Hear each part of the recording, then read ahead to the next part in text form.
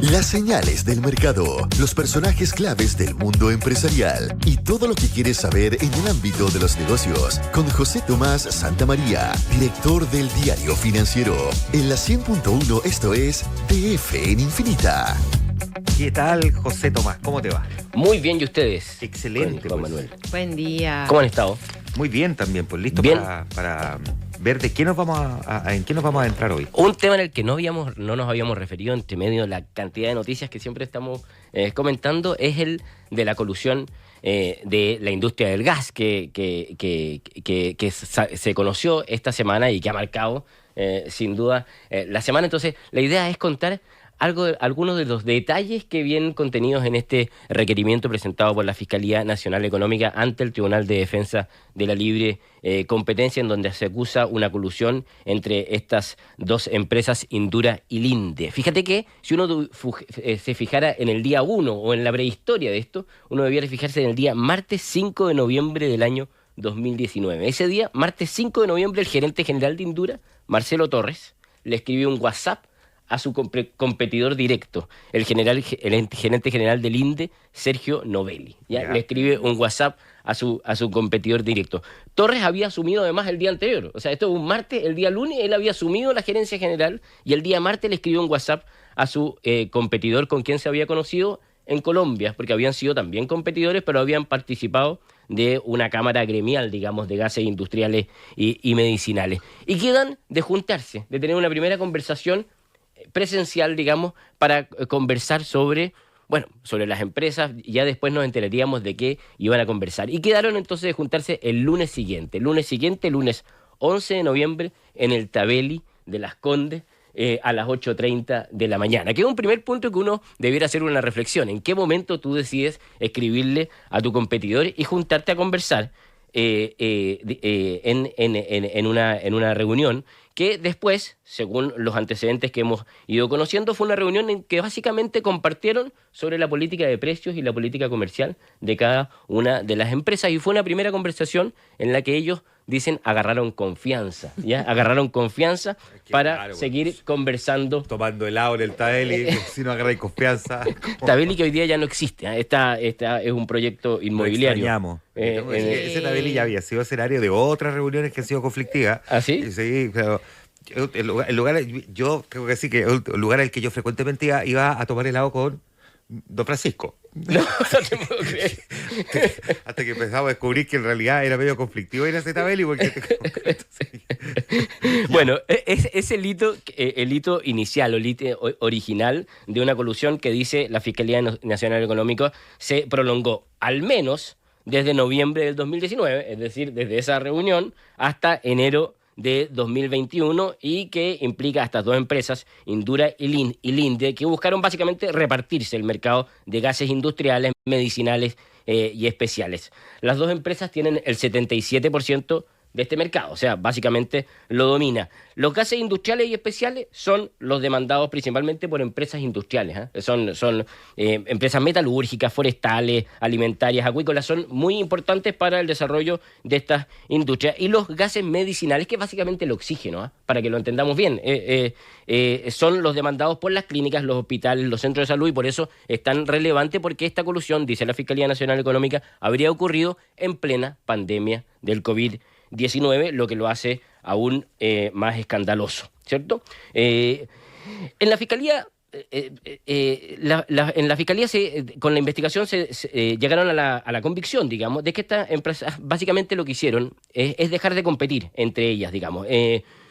Cuando una de estas empresas iba a una licitación, la otra no iba, o presentaba un precio muchísimo más alto, cosa de que evidentemente se la ganara el competidor. O también Caerse por secretaría, digamos. claro, en algunas incluso llegaba, y les voy a contar algunos de estos ejemplos, incluso hasta se retiraba cuando se la ganaba para que pasara el siguiente. Es decir, había una relación claramente coordinada entre estas dos empresas para repartirse las empresas y así poder manejar los precios que se le cobraban a los clientes. La investigación, eso sí, hay un dato que es bien llamativo, comenzó un poco antes de esta reunión, ¿eh? Fíjate que el requerimiento no da muchos detalles, pero dice que la investigación comenzó en julio del 2019. Nosotros dijimos que en noviembre había sido esta reunión en el Tabelí. En julio, y a raíz de una denuncia, comienza la investigación. Luego en 2020, ya con estos ejecutivos reunidos en esta heladería, se consigue la autorización para empezar a interceptar las comunicaciones, los celulares, los teléfonos. Y tiempo después, el 22 de enero del 2021, se consigue la autorización para ingresar a sus domicilios, a sus casas y confiscar, digamos, todo tipo de elementos dentro de sus casas. Ese mismo día, enero de 2021, Linde se acerca a la Fiscalía Nacional Económica y pide que se le aplique la delación compensada, digamos. Justo después de que ingresaron a sus domicilios de los ejecutivos, pide que se le aplique la delación compensada, que es esta herramienta que ya la conocemos, ¿cierto? Existe desde el año 2009, desde la reforma legal, que te permite que si tú te delatas y delatas un cartel y además entregas elementos suficientes para que ese cartel sea desbaratado y descubierto, entonces a ti se te exime tanto de la multa como de la pena de cárcel que eventualmente podrías tener después. Y ese es el caso. De hecho, hoy día la Fiscalía Económica está pidiendo una multa de 30 millones de dólares para Indura y de 100 millones de pesos para el exgerente, Marcelo Torres, que es el gerente de Indura, y no está pidiendo multa para los ejecutivos, ni para Linde, ni para los ejecutivos del INDE.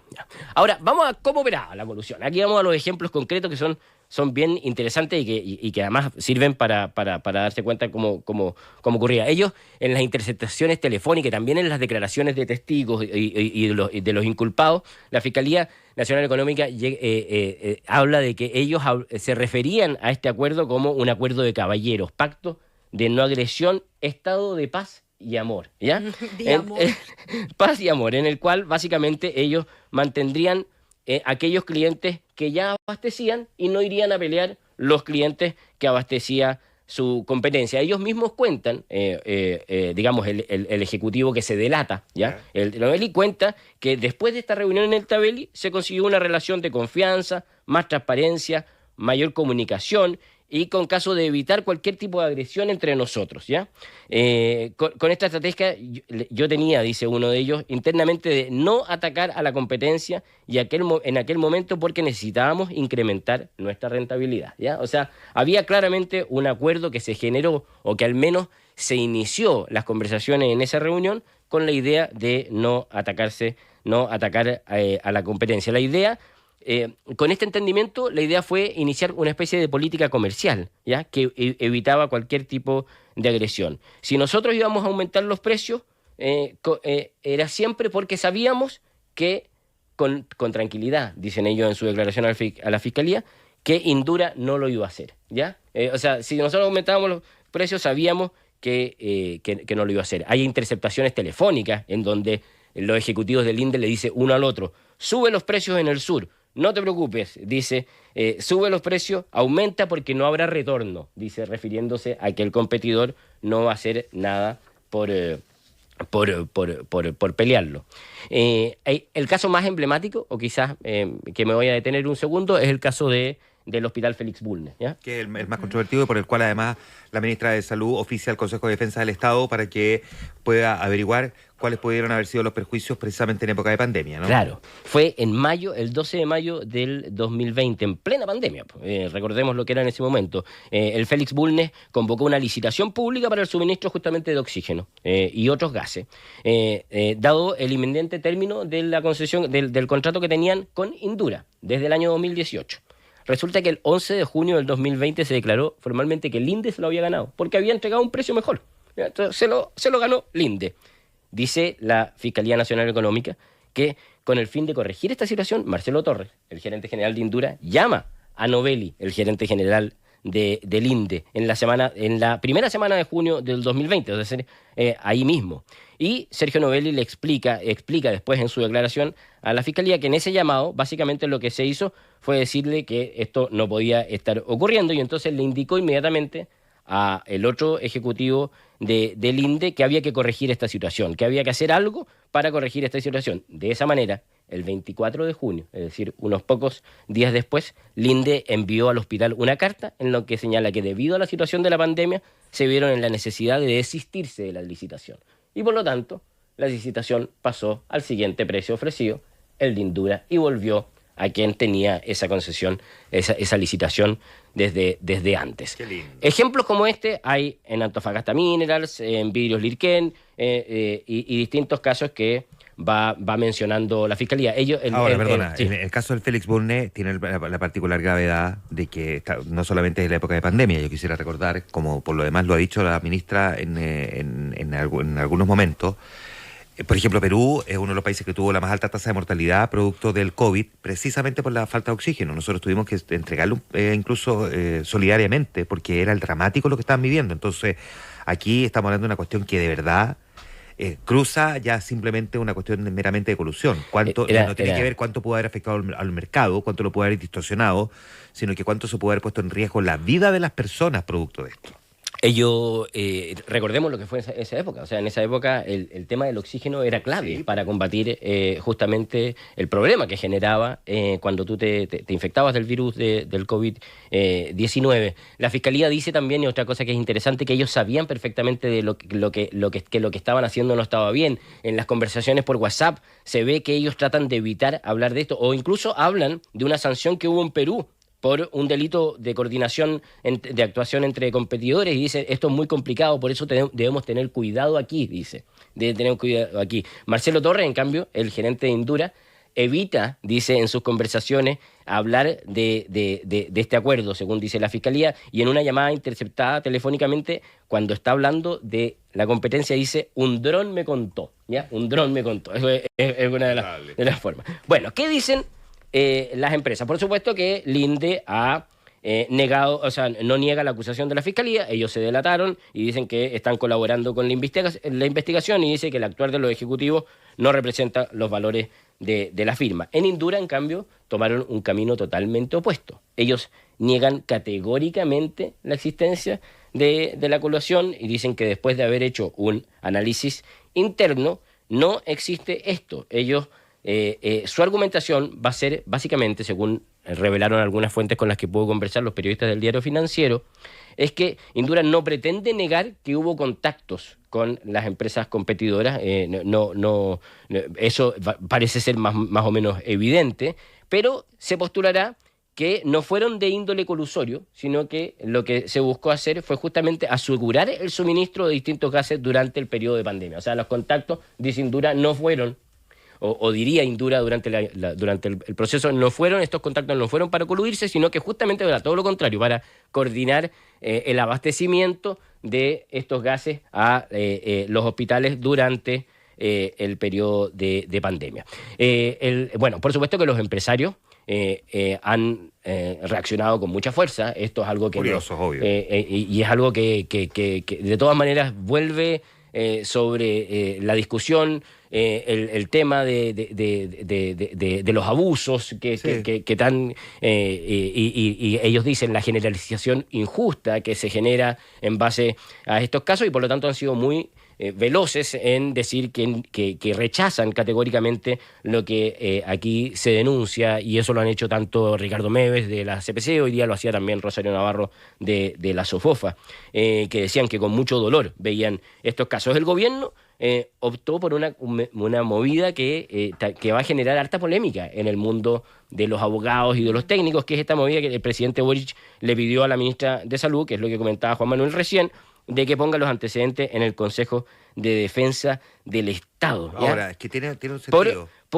Para evaluar acciones legales por el tema de salud pública. Claro, porque tiene un sentido. Es diferente de lo que puede hacer el Tribunal de Defensa de la Libre Competencia de lo que le corresponde al Consejo de Defensa del Estado, porque eventualmente aquí se puede generar un prejuicio desde el punto de vista de lo que ocurrió con el Hospital Félix Bulne cuando se ve involucrado, digamos, como comprador a una de estos competidores. Es el tema que se va a generar y que es muy interesante técnicamente, digamos, porque cuando se